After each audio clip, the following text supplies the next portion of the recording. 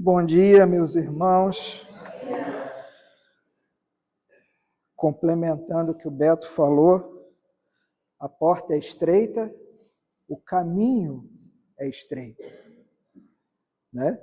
Não é só a porta, o caminho também é estreito.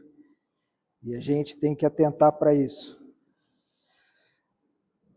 Nós continuamos a exposição do Evangelho de Lucas. Eu peço que você abra sua Bíblia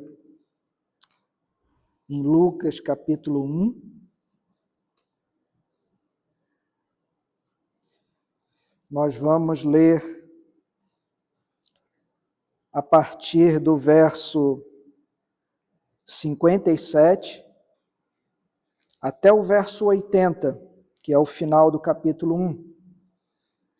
Eu não coloquei o texto aqui no projetor.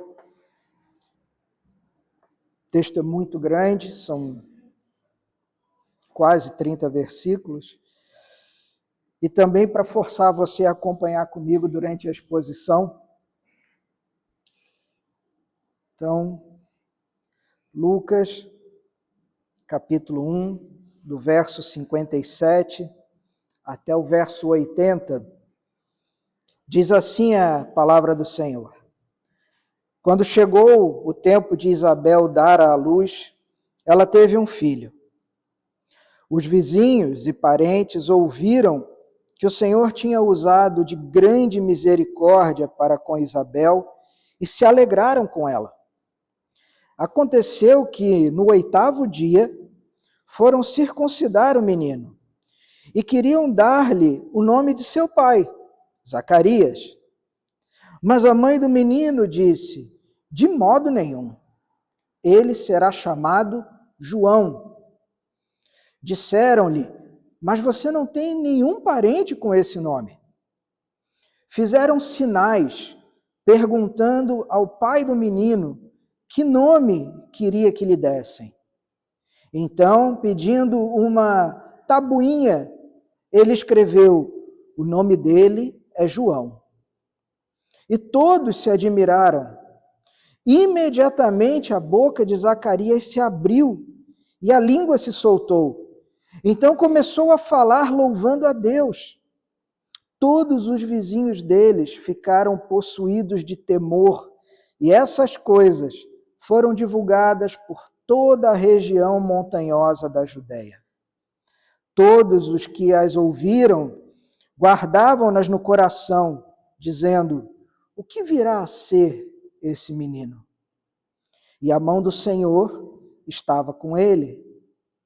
E Zacarias, o pai de João, cheio do Espírito Santo, profetizou, dizendo: bendito seja o Senhor, Deus de Israel, porque visitou e redimiu o seu povo e nos suscitou plena e poderosa salvação na casa de Davi, seu servo, como havia prometido desde a antiguidade, por boca dos seus santos profetas, para nos libertar dos nossos inimigos e das mãos de todos os que nos odeiam, para usar de misericórdia com os nossos pais e lembrar-se da sua santa aliança e do juramento que fez a nosso pai Abraão, de conceder-nos que, livres das mãos dos inimigos, o adorássemos sem temor, em santidade e justiça diante dele todos os nossos dias.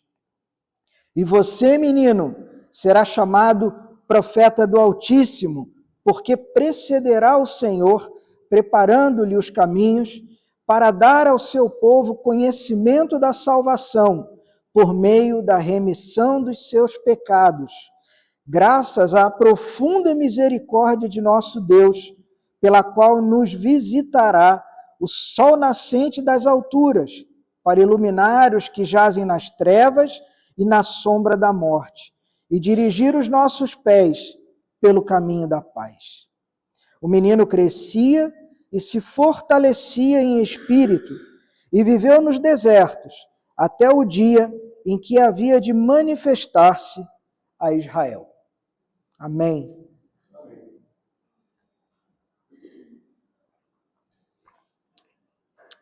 Esse trecho que nós acabamos de ler, nós temos o relato do nascimento de João, e no próximo trecho que nós vamos ler, nós teremos o relato do nascimento de Jesus.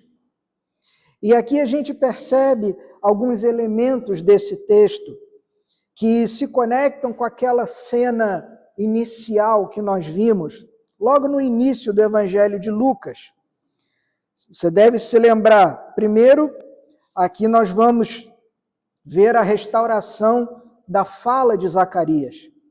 Ele perde a fala quando o anjo Gabriel faz o seu anúncio, lá nos versos 20 a 22, e é a confirmação daquilo que o anjo havia falado, de que ele recuperaria a fala quando tudo aquilo que o anjo profetizou se cumprisse. Está lá no versículo 20. Nós também vemos a escolha do nome, João, que é o nome dado pelo anjo Gabriel, lá no versículo 13. E a gente também percebe a alegria de Zacarias com o nascimento de João, de acordo com o que está lá no versículo 14, quando também o anjo diz que João se alegraria. E é nesse terceiro ponto que a gente tem o cântico e a profecia de Zacarias. É o segundo cântico que nós vemos. Vemos primeiro o cântico de Maria e agora nós vemos o cântico de Zacarias, que é chamado Benedictus. Esse segundo cântico ele é proferido como uma celebração ao nascimento de João. E a gente pode pensar assim, poxa, mas tem um cântico lá quando Maria é chamada, né, para ser a mãe do Senhor, e agora tem um cântico que é uma exaltação ao nascimento de João. Mas por que não tem um cântico como exaltação do nascimento de Jesus? E Lucas vai fazer isso de propósito. Ele faz para destacar, primeiro, a relação muito próxima que existe entre esses dois primos, esses dois homens, e os futuros ministérios de cada um desses homens. E para colocar também João no centro do cumprimento das promessas de Deus, aquelas promessas que o Senhor faz no Antigo Testamento, aquelas promessas que aquele povo vinha aguardando desde Abraão, aquelas promessas que, quando o profeta Malaquias termina a sua profecia e ninguém tinha ideia de que 430 anos se passariam de silêncio, e então o Senhor volta a falar através de João. Então, é João que marca o centro dessa nova fase, desse novo início, e que o ápice, é claro, vai ser o ministério do nosso Senhor.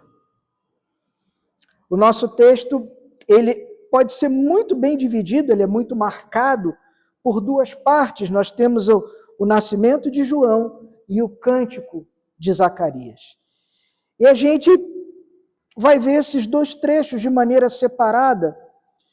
E conforme nós vamos expondo o texto, nós também já vamos aplicando esse texto nas nossas vidas. E eu peço que você me acompanhe na sua Bíblia, na exposição desse texto. Eu começo com os versos 57 e 58. Eles dizem que quando chegou o tempo de Isabel dar à luz, ela teve um filho, e os vizinhos e parentes ouviram que o Senhor tinha usado de grande misericórdia para com Isabel e se alegraram com ela. Olha que coisa sensacional. Lucas escreve que o Senhor tinha usado de grande misericórdia com Isabel. Houve sim grande manifestação de misericórdia. Primeiro, porque Isabel atravessa toda uma gestação, 9 meses, e uma mulher bem idosa, numa gestação de 9 meses, e essa gestação não tem problemas. Ela transcorre de maneira tranquila. Também existe manifestação de misericórdia porque Isabel, contra todas as probabilidades, ela dá à luz a uma criança saudável, forte, sem nenhum tipo de problema. E, meus queridos, felizes são aquelas famílias que enxergam cada nascimento dessa maneira, uma manifestação especial da misericórdia do nosso Senhor. A gente também percebe, segundo o que está no iniciozinho do verso 58, a atitude de vizinhos e parentes de Isabel. Um exemplo para nós daquela bondade que a gente precisa ter uns com os outros. Aquela ideia da empatia. Está escrito, Lucas registra para nós, que eles, parentes, vizinhos, se alegraram com ela. Nós teríamos muito mais felicidade nesse nosso mundo mau, nesse mundo caído, se esse comportamento fosse um comportamento mais comum entre a gente. Nós precisamos ter essa empatia. É uma marca do cristão. Simpatizar com as alegrias e também com as tristezas de cada um. E isso custa muito pouco, além, é claro, de ser um mandamento bíblico. Não é uma sugestão. Pode parecer insignificante, pode parecer sem importância, mas isso, para aqueles que recebem, isso exerce uma influência sem tamanho no coração. Seja naquele coração que está recebendo uma grande bênção, naquele coração feliz, naquele coração que está exultante naquele momento, como naquele coração que está triste, aquele coração que está abatido, que tem enfrentado luta.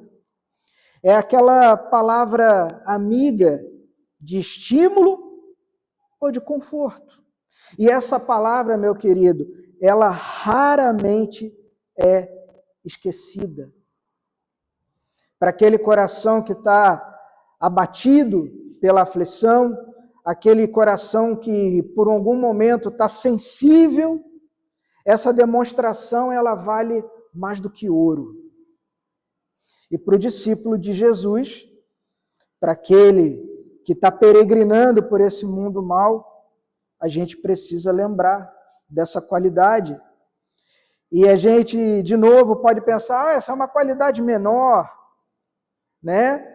A gente hoje vê grandes batalhas doutrinárias na internet, onde falamos de soteriologia, de milênio, de fim do mundo, de arminianos, de calvinistas.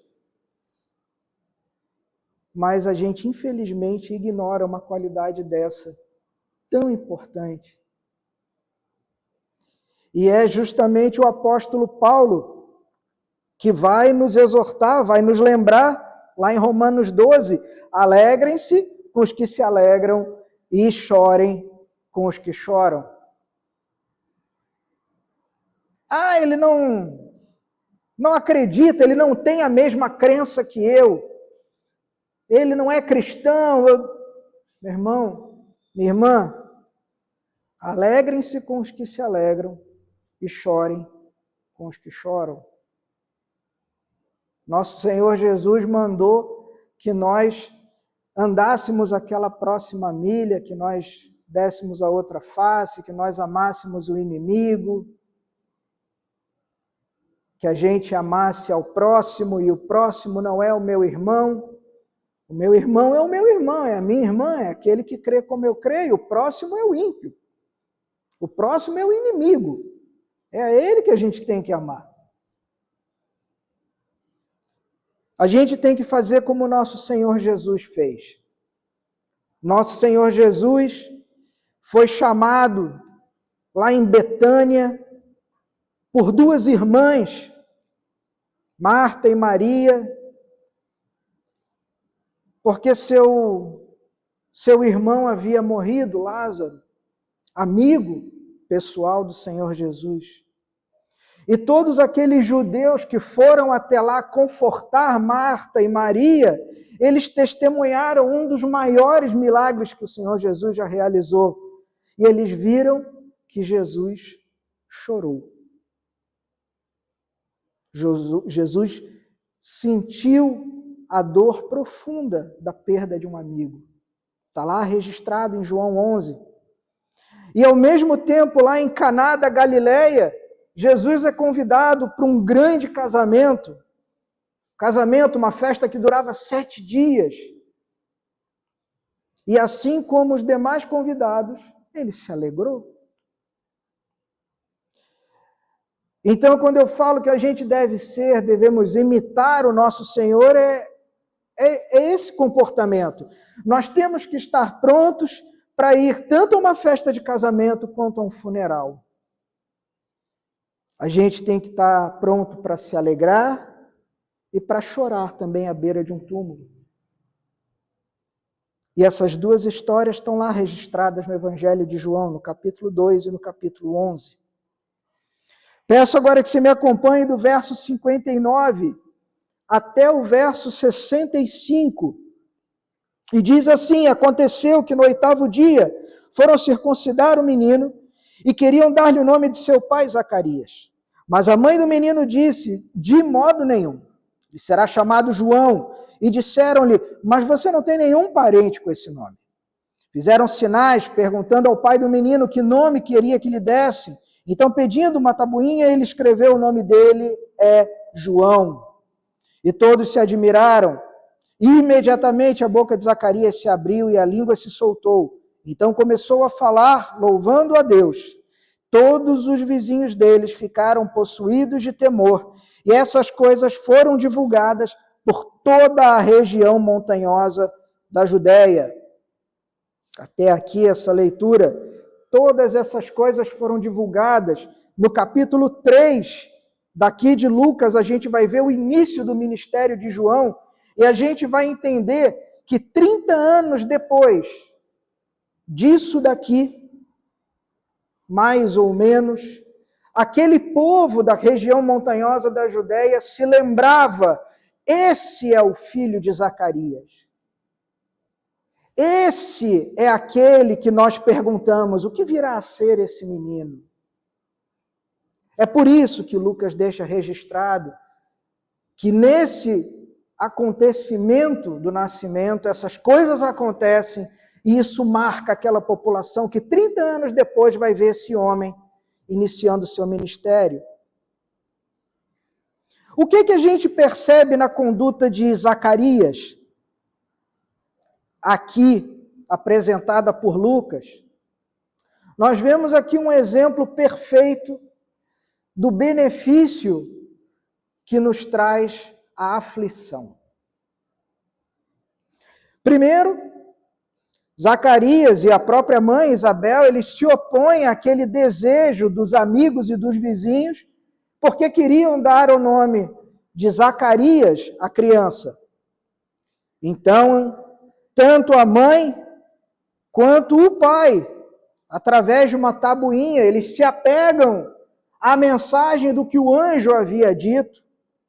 Não, o nome é João, nome que o anjo Gabriel disse que deveria ser dado ao menino. Um nome muito simples para aquela época. Um nome que não tinha nenhuma grande diferença.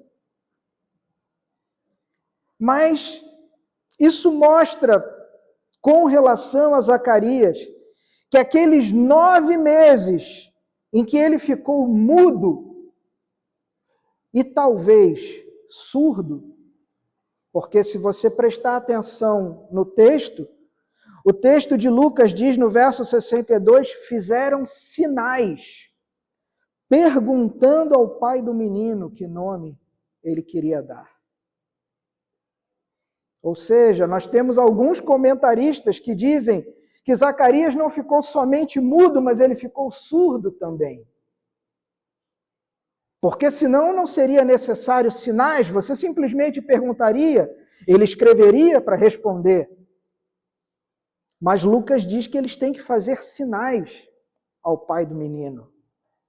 Então, 9 meses, mudo, durante toda a gravidez de Isabel. E isso não foi, para Zacarias, não foi em vão. Zacarias deixou a sua incredulidade de lado e Zacarias passa a crer. Agora ele crê, porque ele ficou mudo. O anjo disse, ficarás mudo até que tudo isso se cumpra, e ele fica mudo. Então agora ele crê em cada palavra que o anjo havia dito. Cada palavra da mensagem do anjo agora tem que ser obedecida. E o anjo diz, o nome dele é João, então o nome será João. Não há nenhuma dúvida para nós que lemos esse texto do Evangelho, de que esses 9 meses foram de um grande proveito para a alma de Zacarias. É provável que Zacarias tenha aprendido sobre a sua própria alma, e que Zacarias tenha aprendido sobre o Senhor nesses 9 meses do que toda uma vida como sacerdote do Senhor. A correção que o Senhor lhe impôs através do anjo Gabriel se mostrou uma correção instrutiva. Zacarias se envergonhou da sua própria incredulidade.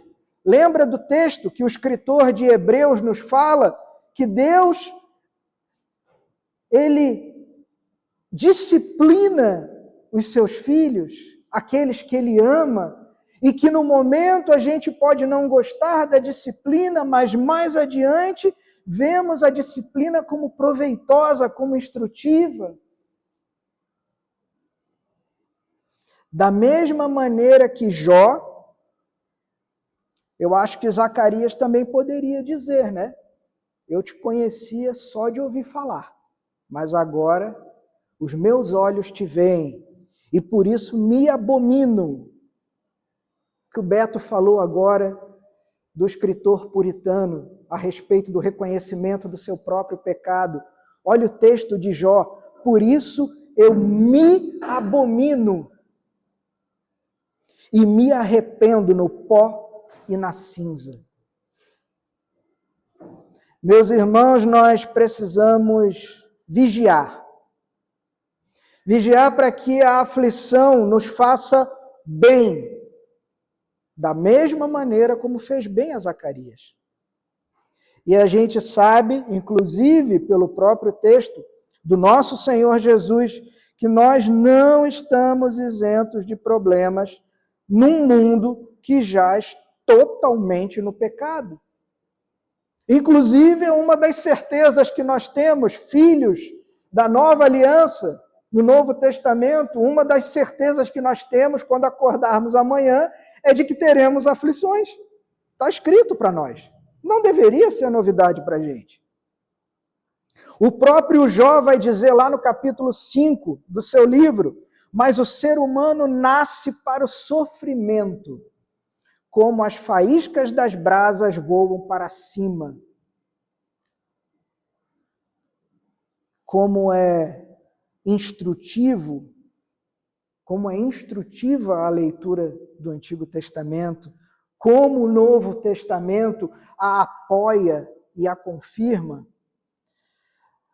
Porém, quando nós estivermos sendo afligidos, a nossa oração, como essa oração que o Beto leu para a gente agora no início, a nossa oração deve ser no sentido de que nós possamos olhar para aquele que enviou a aflição.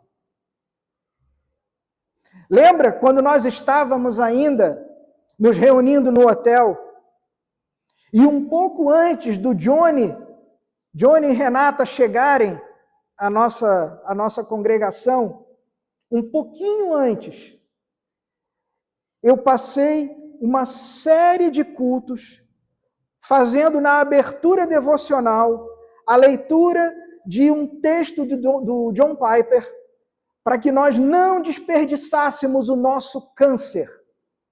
Vocês se lembram desse texto? E nós passamos vários domingos, porque nós vamos alternando as pregações, então vamos alternando as aberturas de culto, e vários domingos passamos lendo cada um daqueles pontos. Eram 10 pontos que o pastor John Piper nos lembra. Pontos que ele mesmo escreveu quando ele foi acometido de um câncer de próstata. E que coisa! Logo na sequência, chega a nossa congregação, Johnny e Renata, Johnny com um câncer extremamente agressivo no cérebro e nos pulmões. Toda aquela coisa se desenrola. Na sequência, quem recebe um diagnóstico de câncer de próstata? Breda. Passa mais aquela situação toda, quem é acometido de um câncer? Nilson, marido da Silvia. Parecia que aquelas palavras estavam preparando um caminho que vinha a ser desenvolvido para que nós não nos esquecêssemos de quem é que nos envia a aflição. O que nós precisamos aprender com a aflição?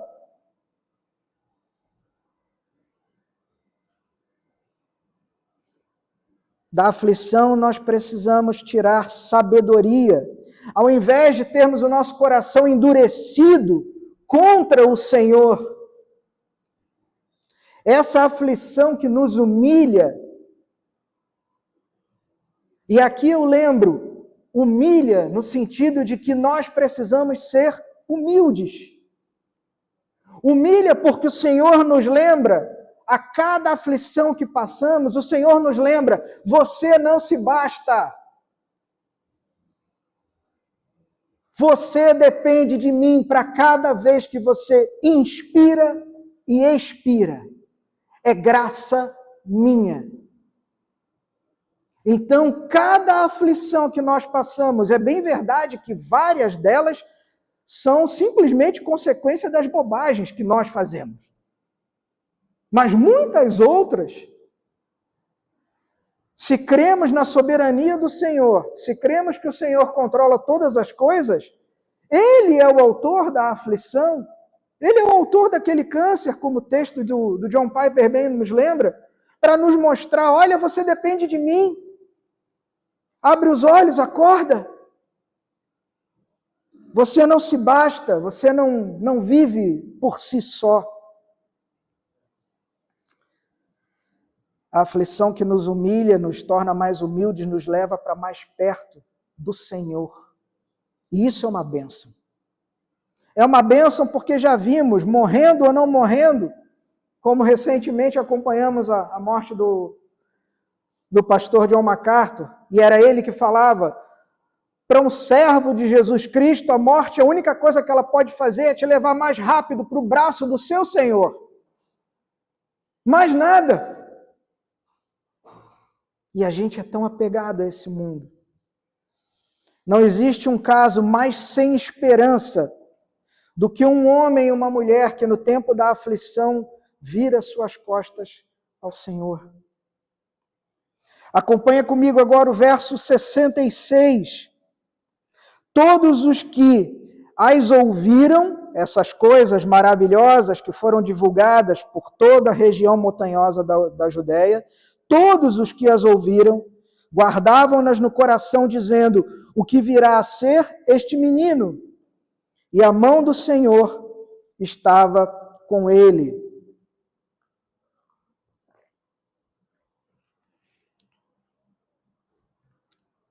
Esse é o tipo de bênção que nós precisamos desejar para todas as crianças, incluindo as nossas crianças. Porque nós lemos aqui no texto de Lucas, a mão do Senhor estava com ele. E Lucas não é muito claro para nos dizer exatamente o que significam essas palavras. Nós precisamos, nós mesmos, decifrar esse significado. E como que a gente faz isso? A gente mergulha no texto.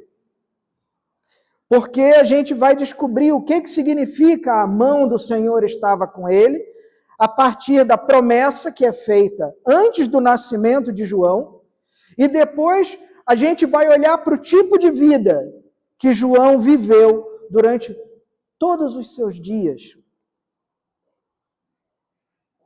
Bom, Rodrigo, então qual é o significado de que a mão do Senhor estava com ele? Significava que João ia comprar um apartamento novo?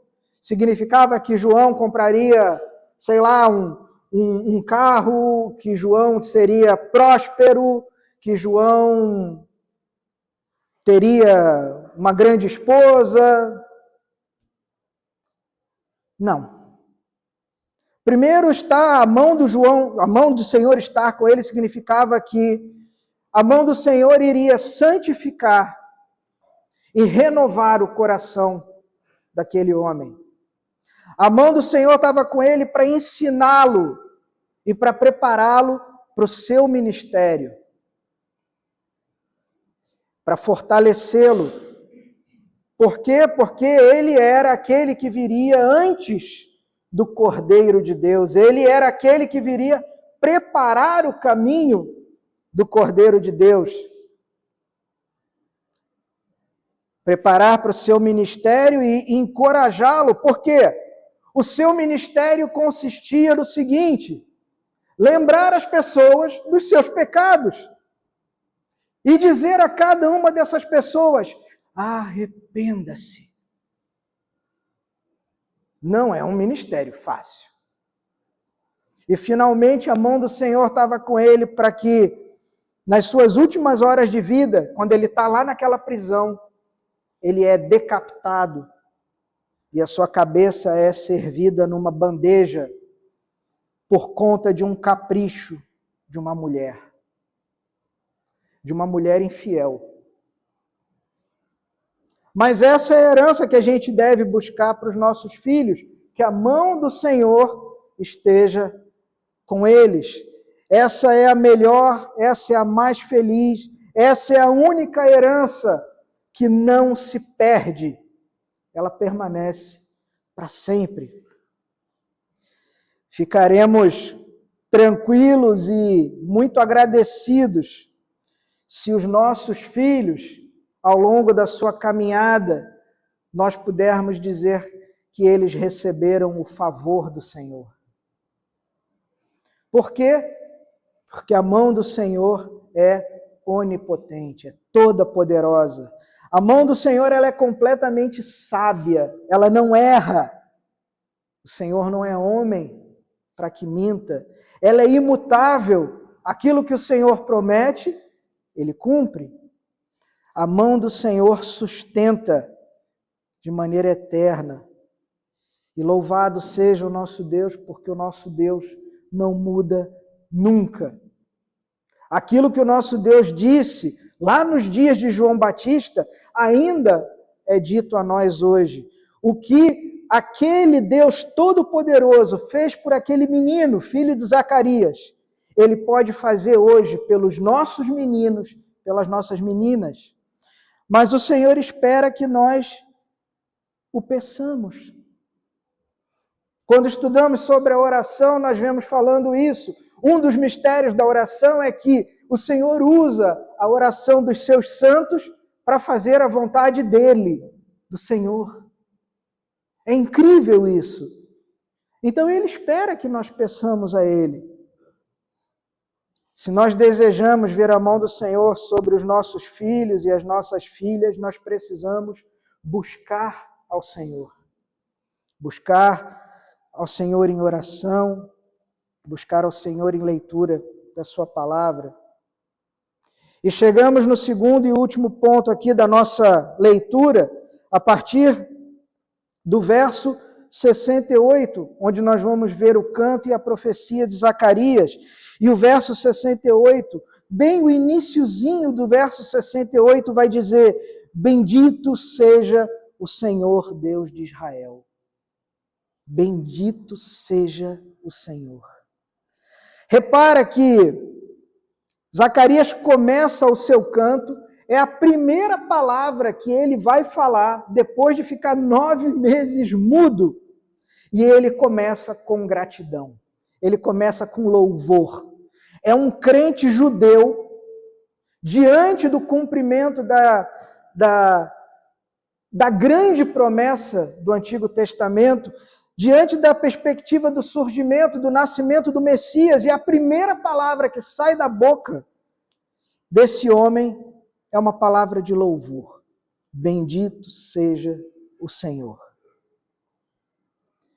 Para nós hoje é muito difícil perceber o tamanho dos sentimentos desse homem. Porque imagina só, você presenciando hoje o cumprimento da maior promessa do Antigo Testamento, a promessa da vinda do Messias. Imagina você testemunhando essa promessa acontecendo. Agora, não isso somente, você observa e você testemunha essa promessa acontecendo dentro da sua casa, com o nascimento do seu filho. Repara, é um crente judeu. Qual é a visão que essas pessoas tinham do Evangelho antes da vinda do Senhor Jesus? Essas pessoas só tinham as promessas de Deus e tinham aqueles tipos e aquelas sombras daquilo que um dia viria a ser. Eles tinham a lei, que foi dada por Moisés, eles tinham promessas de um Salvador, eles tinham as alianças que Deus havia feito com o povo. Mas você vê, nós, crentes de hoje, nós já vivemos debaixo da clareza do Evangelho. Por quê? A gente já sabe que Jesus nasceu, a gente já sabe que Jesus viveu, a gente já sabe que Jesus morreu e ressuscitou, a gente já conhece o fim da história. Eles não conheciam.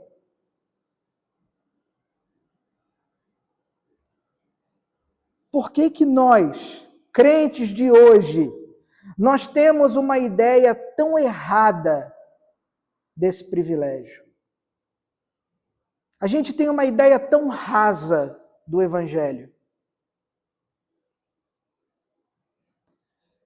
As nossas orações deveriam ser que os nossos olhos fossem abertos para que a gente percebesse o tamanho da nossa responsabilidade. Nós precisamos aprender com esse exemplo de Zacarias a sermos mais agradecidos ao Senhor nosso Deus. Acompanha comigo do verso 68 até o verso 75.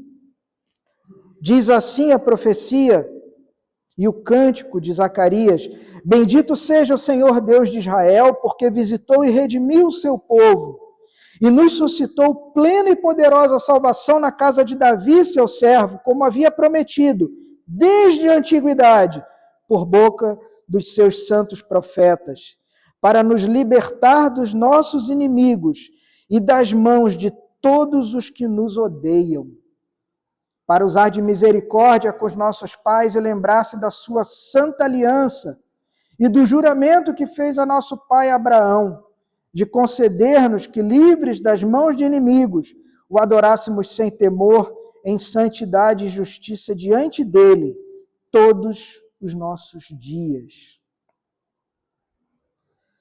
A gente tem que ter o cuidado de observar nesse cântico de louvor a ênfase que Zacarias dá ao fato de que Deus cumpre as suas promessas.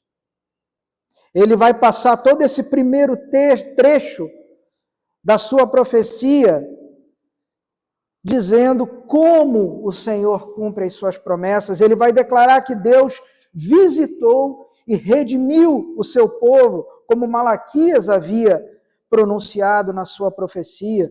E ele continua, ele anuncia o instrumento dessa redenção. Ele diz que será uma poderosa salvação, um Salvador poderoso da casa de Davi. E ele acrescenta que tudo aconteceu como? Como havia sido prometido desde a antiguidade pela boca dos santos profetas. E que Deus estaria usando de misericórdia. Por quê? Porque ele estava se lembrando da santa aliança e do juramento que fez a nosso pai Abraão. Olha que interessante, porque Zacarias podia dizer a respeito da aliança que Deus fez com Moisés. Zacarias poderia falar da aliança que o Senhor fez com Davi. Mas por que ele não faz? Zacarias lembra que a promessa e a aliança feita com Abraão, a primeira.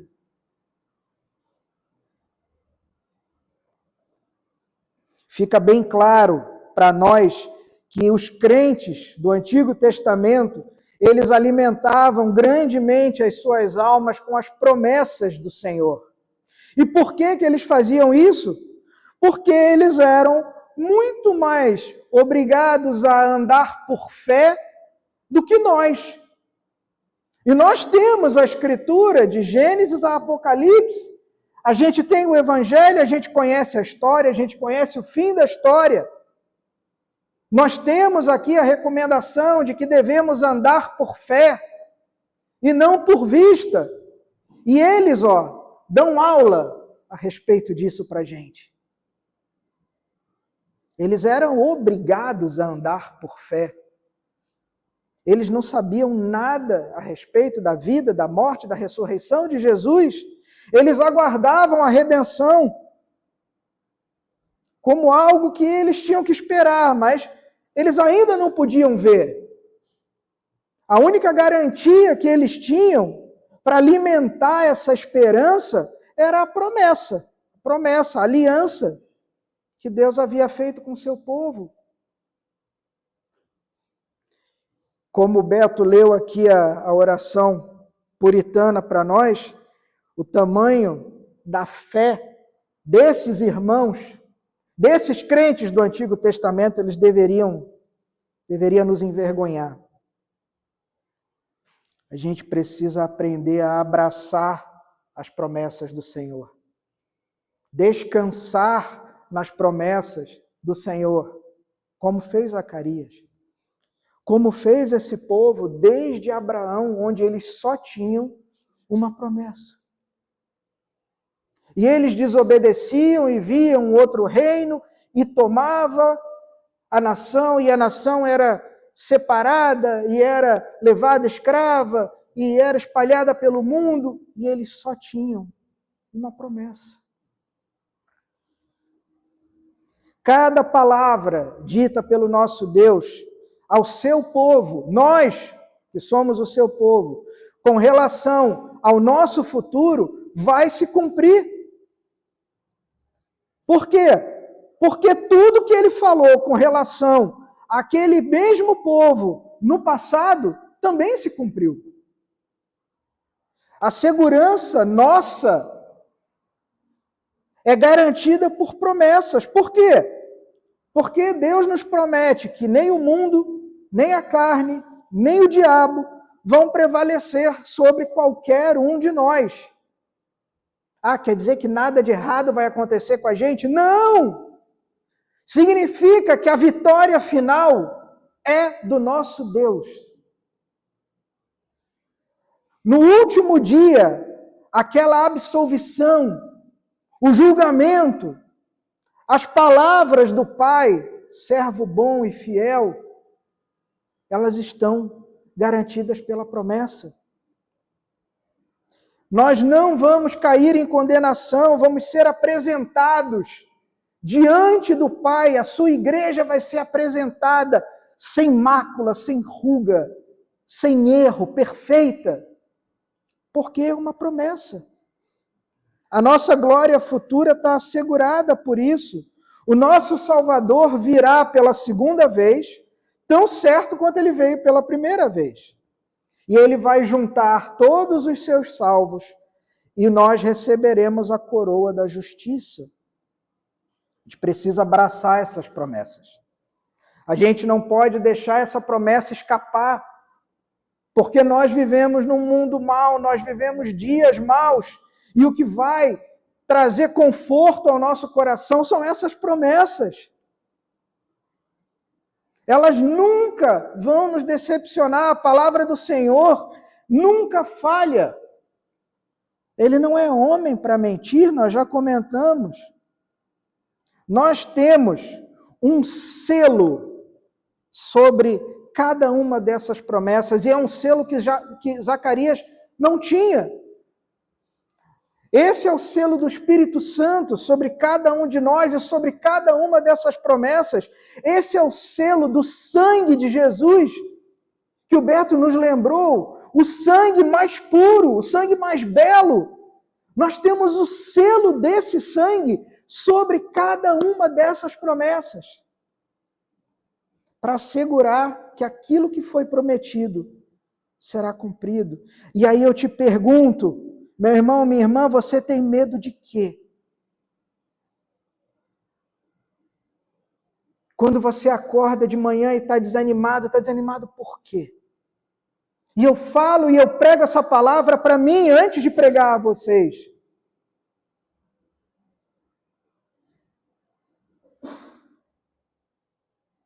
Você tem medo de quê? Você está assustado com o quê? Está perturbado e ansioso, ansiosa com o quê? Salmo 42, quando Davi nos ensina: por que você está abatida, ó minha alma? Por que se perturba tanto dentro de mim? Espere em Deus, pois ainda o louvarei, a Ele meu auxílio e Deus meu. Acompanha comigo versos 74 e 75.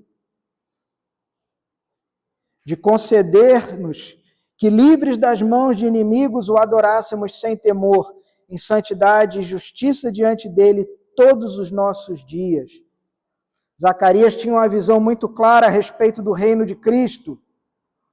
Porque primeiro ele fala estar livre das mãos de inimigos, como se a gente tivesse falando de um reino físico, de um salvador físico com poder talvez militar para destruir aquelas nações que estavam oprimindo o povo de Israel. A gente pode pensar dessa maneira. Mas Zacarias não para por aí. Ele declara que esse reino messiânico, esse reino que viria, é um reino onde os seus súditos o adorarão, abre aspas, sem temor, em santidade e justiça diante dele todos os nossos dias. Zacarias sabia que não era só um reino terreno, era um reino que viria numa nova vida, num novo céu, numa nova terra. Ele proclama que esse reino estava próximo, que esse reino começaria dentro em breve. E há muito tempo os profetas haviam falado da instalação desse reino. No nascimento de João Batista e no nascimento de Cristo, Zacarias vê que esse reino chegou. A base desse reino messiânico seria edificada, o caminho seria todo pavimentado com a pregação do Evangelho. E desde aquele tempo até hoje, o Senhor Jesus continua chamando cada um de nós e chamando outras pessoas nesse mundo perverso através da pregação do Evangelho. O Espírito Santo faz a sua obra através da pregação do Evangelho. Não tem outro jeito. Então vamos pregar o Evangelho. Esse reino ele já começou. Vamos ver um pouco mais para frente, no próprio Evangelho de Lucas, o nosso Senhor Jesus dizendo as palavras de João: arrependam-se. Por quê? Porque o reino de Deus está próximo, o reino de Deus vai começar. Era um reino muito pequenininho, mas esse reino ainda vai preencher toda a terra. Mesmo no seu estado incompleto hoje aqui, ou sendo no seu estado completo, quando nós ainda estaremos na presença do nosso Senhor, todos os súditos desse reino, eles têm a mesma característica, eles têm o mesmo caráter. Eles servem ao seu Senhor sem temor. Eles servem ao seu Senhor em santidade e justiça. Falamos dos puritanos aqui mais uma vez, a busca pela santidade. Lembra quando Beto pregou a respeito do Evangelho de João ali, as últimas horas de Jesus, a oração de Jesus, não os peço que os tire do mundo. Nós estamos aqui, mas nós precisamos viver em santidade. Eu peço que os santifique. E nós devemos nos esforçar para fazer parte desse reino. A santificação exige esforço, disciplina nossa. Mesmo que agora esse reino pareça um reino pequeno, esse reino um dia vai ser grande, glorioso. Homens e mulheres que servem a Deus em santidade e justiça, um dia verão todas as coisas debaixo dos seus pés. Essa é a promessa. Paulo vai nos lembrar que todos os inimigos serão derrotados e nós reinaremos para sempre nos novos céus e na nova terra onde habita a justiça. Finalmente, do verso 76 ao verso 80, Zacarias fala agora ao seu menino. Ele diz: "E você, menino, será chamado profeta do Altíssimo, porque precederá o Senhor, preparando-lhe os caminhos, para dar ao seu povo conhecimento da salvação por meio da remissão dos seus pecados, graças à profunda misericórdia de nosso Deus, pela qual nos visitará o sol nascente das alturas, para iluminar os que jazem nas trevas e na sombra da morte e dirigir os nossos pés pelo caminho da paz." Finalmente, a visão de Zacarias, aquela visão de doutrina, é uma doutrina extremamente clara, é uma visão extremamente clara. Ele vai terminar o seu cântico e a sua profecia falando ao seu filho. E ele lembra, e ele fala que João precederá o Senhor para dar ao seu povo conhecimento da salvação. E o Messias trará uma salvação através da sua graça e da sua misericórdia. A salvação é pela graça. Os maiores privilégios que nós temos dessa salvação são a remissão dos pecados, luz e paz. Porque ele fala aqui que o Messias viria como o sol nascente das alturas para iluminar aqueles que estavam nas trevas. O apóstolo Paulo nos lembra: vocês estavam mortos em delitos e pecados, vocês estavam em trevas e a luz do Senhor vem e nos ressuscita, porque nós estávamos mortos.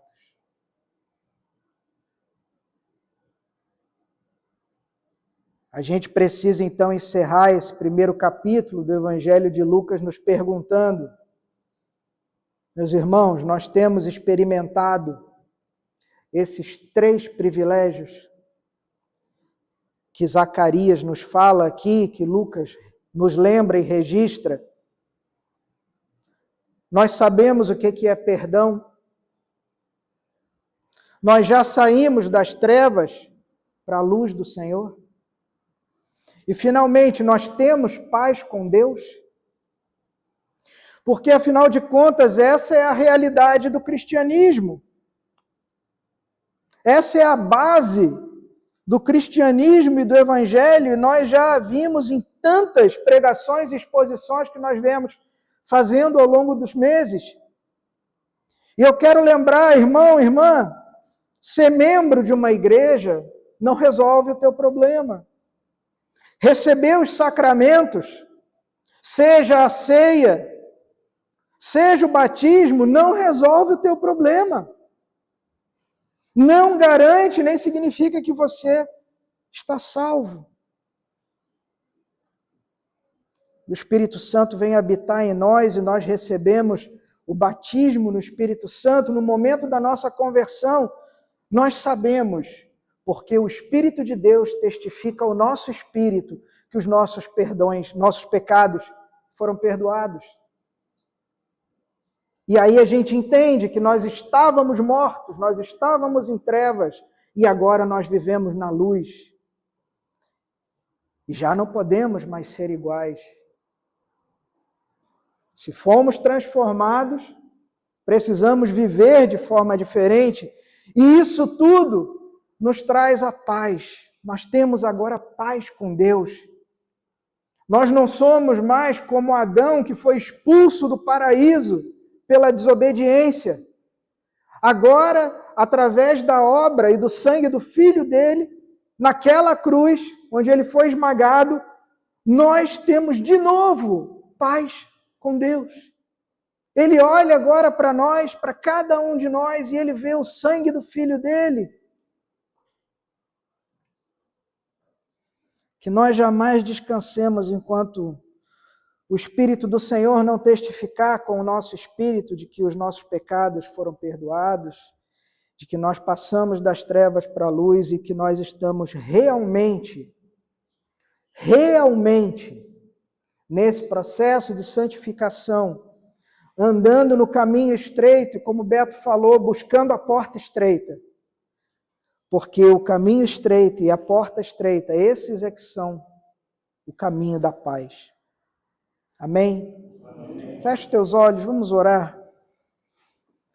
Senhor Deus Todo-Poderoso, bendito é o Senhor, Pai. Bendito é o Senhor, porque o Senhor nos visitou com tamanha salvação. Bendito é o Senhor, porque as tuas promessas foram cumpridas. Bendito é o Senhor, Pai, porque através da obra do teu Filho, nós tivemos os nossos pecados perdoados, nós fomos ressuscitados, fomos trazidos das trevas para a luz e novamente temos paz contigo, Pai. Que grande privilégio. E que grande responsabilidade, porque a cada um de nós o Senhor chamou. A cada um de nós o Senhor disse, vai e prega o meu evangelho, fala das minhas verdades, ensina os meus mandamentos a todos aqueles que estiverem ao teu redor.